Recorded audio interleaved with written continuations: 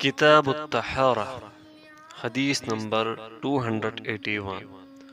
ابو مالک اشعری رضی اللہ عنہ بیان کرتے ہیں، رسول اللہ صلی اللہ علیہ وسلم نے فرمایا، پاکیزگی نصف ایمان ہے۔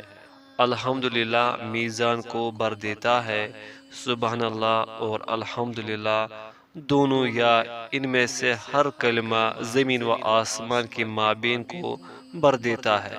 نماز نور ہے، صدقہ برہان ہے، صبر ضیاء ہے، اور قرآن تیرے حق میں یا تیرے خلاف دلیل ہوگا۔ ہر آدمی صبح کے وقت اپنے نفس کا سودا کرتا ہے، پس وہ اسے آزاد کرا لیتا ہے یا ہلاک کر دیتا ہے۔ رواہ مسلم۔ اور ایک دوسری روایت میں ہے، لا الہ الا اللہ واللہ اکبر زمین و آسمان کے مابین ہر چیز کو بھر دیتے ہیں۔ میں نے یہ روایت صحیحین میں پائی ہے، نہ حمیدی کی کتاب میں اور نہ ہی الجامع میں، لیکن دارمی نے اسے سبحان اللہ والحمدللہ کے بدلے ذکر کیا ہے۔ حدیث نمبر 282۔ ابو ہریرہ رضی اللہ عنہ بیان کرتے ہیں، رسول اللہ صلی اللہ علیہ وسلم نے فرمایا، کیا میں تمہیں ایسا عمل بتاؤں جس کے ذریعے اللہ خطائیں معاف کر دیتا ہے اور درجات بلند کرتا ہے؟ صحابہ نے عرض کیا، کیوں نہیں اللہ کے رسول، ضرور بتائے۔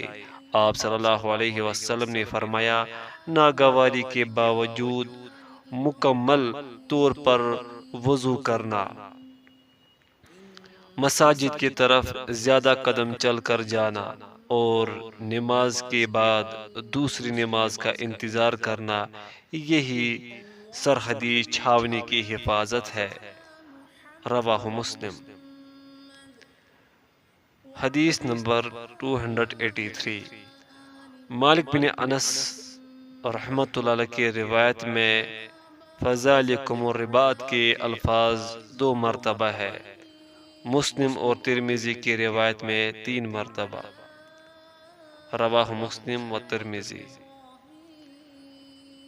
حدیث نمبر 284۔ عثمان رضی اللہ عنہ بیان کرتے ہیں، رسول اللہ صلی اللہ علیہ وسلم نے فرمایا، جو شخص وضو کرے اور خوب اچھی طرح وضو کرے تو اس کی خطائیں اس کے جسم سے نکل جاتی ہے، حتیٰ کہ اس کے ناخنوں کے نیچے سے بھی نکل جاتی ہے۔ متفق علیہ۔ حدیث نمبر 285۔ ابو ہریرہ رضی اللہ عنہ بیان کرتے ہیں، رسول اللہ صلی اللہ علیہ وسلم نے فرمایا، جب مسلمان یا مومن بندہ وضو کرتا ہے اور وہ اپنا چہرہ دھوتا ہے تو آنکھوں کے دیکھنے سے ہونے والی تمام خطائیں پانی کے ساتھ یا پانی کے آخری قطرے کے ساتھ اس کے چہرے سے نکل جاتی ہے۔ پس جب وہ اپنے ہاتھ دھوتا ہے تو اس کے ہاتھوں سے جو خطائیں سرزد ہوتی ہے وہ پانی کے ساتھ یا پانی کے آخری قطرے کے ساتھ اس کے ہاتھوں سے نکل جاتی ہے۔ پس جب وہ اپنے پاؤں دھوتا ہے تو اس کے پاؤں سے جو خطائیں سرزد ہوتی ہے پانی کے ساتھ یا پانی کے آخری قطرے کے ساتھ اس کے پاؤں سے نکل جاتی ہے، حتیٰ کہ وہ گناہوں سے صاف ہو جاتا ہے۔ رواہ مسلم۔ حدیث نمبر 286۔ عثمان رضی اللہ عنہ بیان کرتے ہیں، رسول اللہ صلی اللہ علیہ وسلم نے فرمایا، جب کوئی مسلمان فرض نماز کا وقت ہونے پر اس کے لیے اچھی طرح وضو کرتا ہے اور اس کی خشوع اور رکوع کا اچھی طرح اہتمام کرتا ہے تو وہ اس نماز سے پہلے کیے ہوئے گناہوں کا کفارہ بن جاتی ہے، بشرطے کہ کبیرہ گناہوں کا ارتکاب نہ ہو، اور یہ فرض نماز سے صغیرہ گناہوں کا معاف ہونا ہمیشہ کے لیے ہے۔ رواہ مسلم۔ حدیث نمبر 287۔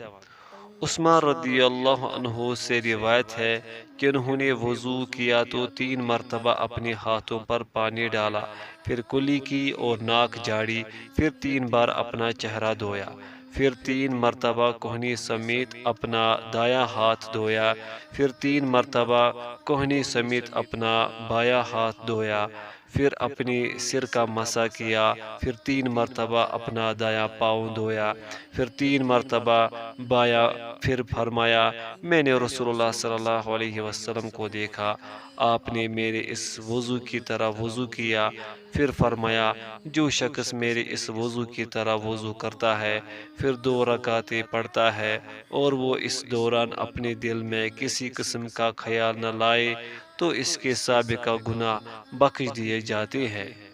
بخاری مسلم۔ حدیث کے الفاظ بخاری کے ہیں، متفق علیہ۔ حدیث نمبر 288۔ عقبہ بن عامر رضی اللہ عنہ بیان کرتے ہیں رسول اللہ صلی اللہ علیہ وسلم نے فرمایا جو مسلمان وضو کرتا ہے اور وہ اپنا وضو اچھی طرح کرتا ہے، پھر کھڑا ہو کر مکمل توجہ کے ساتھ 2 رکعتیں پڑھتا ہے تو اس کے لیے جنت واجب ہو جاتی ہے۔ رواہ مسلم۔ حدیث نمبر 289۔ عمر بن خطاب رضی اللہ عنہ بیان کرتے ہیں رسول اللہ صلی اللہ علیہ وسلم نے فرمایا تم میں سے جو شخص وضو کرتا ہے اور اچھی طرح مکمل وضو کرتا ہے، پھر کہتا ہے میں گواہی دیتا ہوں کہ اللہ کے سوا کوئی معبود برحق نہیں اور یہ کہ محمد صلی اللہ علیہ وسلم اس کے بندے اور اس کے رسول ہیں، اور ایک دوسری روایت میں ہے میں گواہی دیتا ہوں کہ اللہ کے سوا کوئی معبود برحق نہیں، وہ یکتا ہے، اس کا کوئی شریک نہیں، اور میں گواہی دیتا ہوں کہ محمد صلی اللہ علیہ وسلم اس کے بندے اور اس کے رسول ہیں، تو اس کے لیے جنت کے 8 دروازے کھول دیے جاتے ہیں، وہ جس سے چاہے داخل ہو جائے۔ رواہ مسلم۔ امام مسلم نے اسے اس طرح اپنی صحیح میں روایت کیا ہے۔ حمیدی نے افراد مسلم میں اور اسی طرح ابن اسیر نے جامع الاصول میں روایت کیا ہے۔ الشیخ محی الدین النووی نے مسلم کی حدیث کے آخر میں ذکر کیا ہے اور امام ترمذی نے یہ الفاظ زائد نقل کیے ہیں اے اللہ مجھے توبہ کرنے والوں اور پاک رہنے والوں میں سے بنا دے۔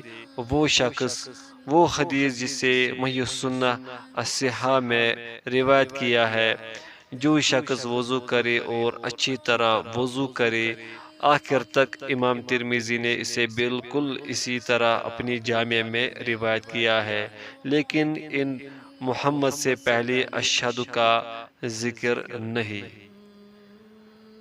حدیث نمبر 290۔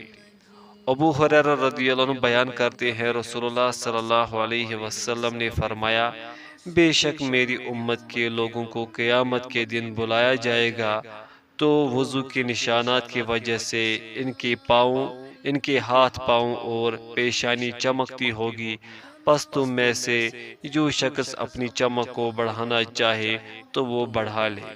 متفق علیہ۔